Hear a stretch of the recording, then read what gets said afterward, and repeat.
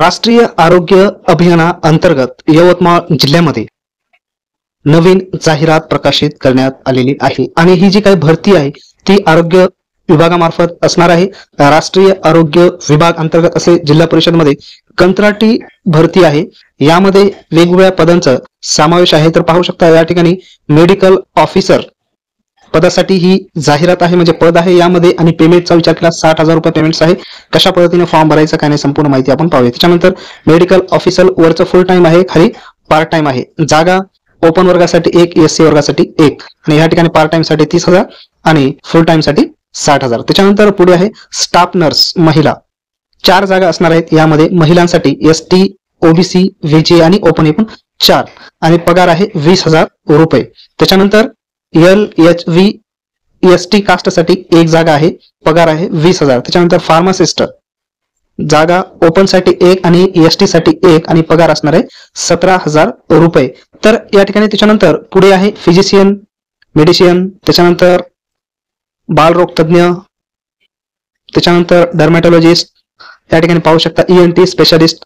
अशा पद्धतीने संपूर्ण या ठिकाणी पोस्ट दिलेले आहेत। आता राहिला प्रश्न फॉर्म कशा पद्धतीने भरायचा। तर पहा या ठिकाणी 15/4/2025 पासून ते 28/4/2025 पर्यंत हे अर्ज स्वीकारले जाणार आहेत, आणि तालुका आरोग्य अधिकारी कार्यालय यवतमाळ येथे तुम्हाला अर्ज हे पाठवायचे आहे, आणि हे सर्व अर्ज ऑफलाईन तुम्हाला पाठवायचे आहे। त्यासाठी अर्ज पाठवल्याच्या नंतर त्या उमेदवारांची मुलाखत घेण्यात येईल आणि त्याच्यानुसार त्यांचं सिलेक्शन त्यामध्ये केलं जाईल। आता यामध्ये पाहू शकता आवश्यक जे काय कागदपत्रे, एवढे आवश्यक कागदपत्रे, सर्व आवश्यक कागदपत्रे तुम्हाला या ठिकाणी जोडायचं आहे। आणि या ठिकाणी दुसरी महत्त्वाची गोष्ट म्हणजे 11 महिन्याची ऑर्डर आहे असा स्पष्ट उल्लेख त्यांनी करतात, परंतु त्याच्यानंतर NRHM द्वारे असल्यामुळे तुम्हाला या ठिकाणी प्रत्येक 11 महिने 29 दिवस झाल्याच्या नंतर न्यू ऑर्डर तुम्हाला दिली जाते, म्हणजे अशा पद्धतीने हे वाढवले जाते।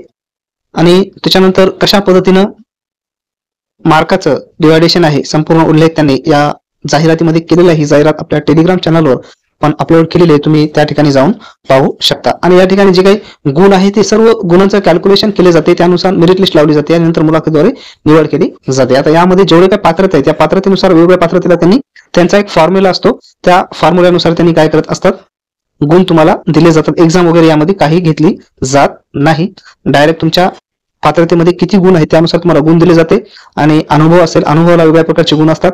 संपूर्ण कॅल्क्युलेशन करून एक मेरिट लिस्ट लावली जाते आणि त्यानुसार तुम्हाला मुलाखत घेऊन तुमची त्यामध्ये निवड केली जाते। आणि जी काही मेरिट लिस्ट आहे ती पाहायला स्पष्ट सांगितले 1:5 याप्रमाणे विद्यार्थ्यांना काय केणार आहे, बोलवणार आहेत। त्याच्यानंतर पुढे पहा